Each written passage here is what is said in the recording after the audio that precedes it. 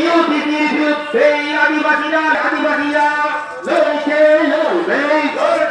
লড়বে ইউপিপি আদিবাসীদের বঞ্চিত করা চলবে না। আজকে আমরা দাবি নিয়ে এসেছি, মূল দাবিটা হচ্ছে ইউনিফর্ম সিভিল কোড এই ভারতবর্ষে চালু করার একটা প্রয়াস চলছে।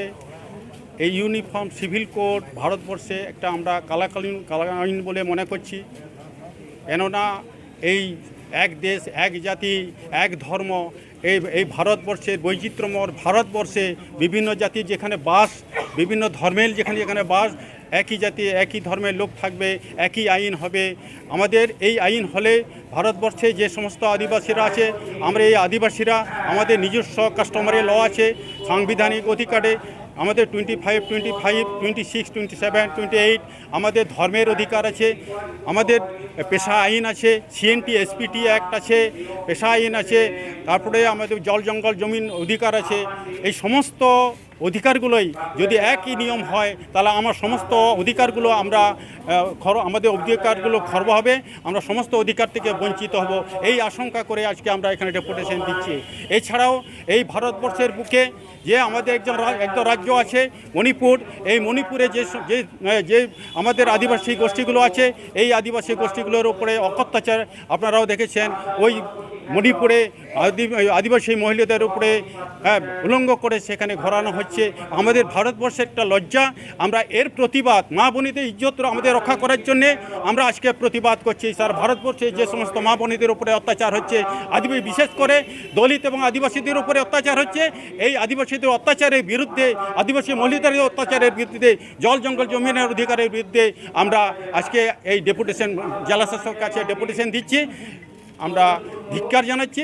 এই জন্য আজকে আমরা ভারত জাকাত মাঝি পারগানা মহল সহ 44টি আজকে আদিবাসী সংগঠন, United Forum of All Adivasi Organisation নিয়ে আমরা আজকে এখানে ডেপুটেশনে সামিল হয়েছি।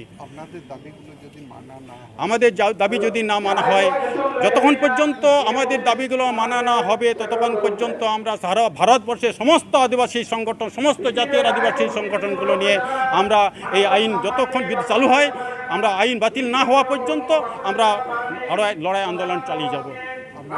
আমার নাম ভীমচন্দ্র মুর্মু, বাঁকুড়া জেলা ভারত জাকাত মাঝি পারগানা মহলের জেলা পারানিক।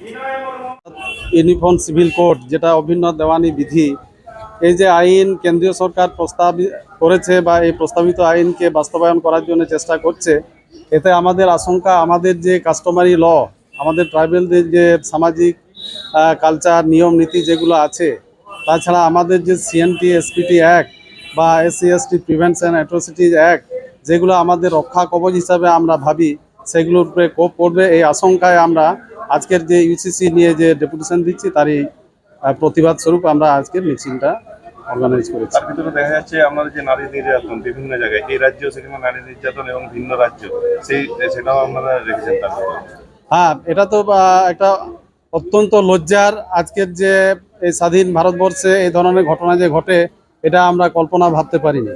এটা দেখা যাচ্ছে শুধু মণিপুরে নয়, আমাদের এই ভারতবর্ষে বিভিন্ন রাজ্যে দেখা যাচ্ছে আমাদের আদিবাসী নারীদের উপরে বিভিন্নভাবে, শুধু বিভিন্ন যে গণধর্ষণ শুধু নয়, বিভিন্নভাবে তারা অত্যাচারিত হচ্ছে আমাদের আদিবাসী মহিলারা।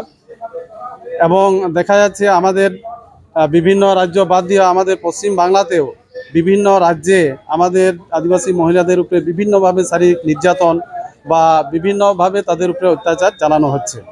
এর প্রতিবাদ হিসাবে আমরা আজকের এই যে UCC বিল নিয়ে যে প্রতিবাদ, তারও আরেকটা আমরা এই নারীদের উপরে, যাতে আদিবাসী নারীরা আমরা যাতে আমাদের এই স্বাধীন ভারতবর্ষে সবাই আমরা মিলেমিশে একসঙ্গে নিরাপত্তা বা নিরাপদ হিসাবে বসবাস করতে পারি, তার হিসাবে আমরা অর্গানাইজ করেছি আজকে। আমার নাম হচ্ছে সদানন্দ বাস্কে, বাঁকুড়া জেলা জগপারগানা। আদিবাসীদের সর্বনাশা UCC মানছি না, মানবো না।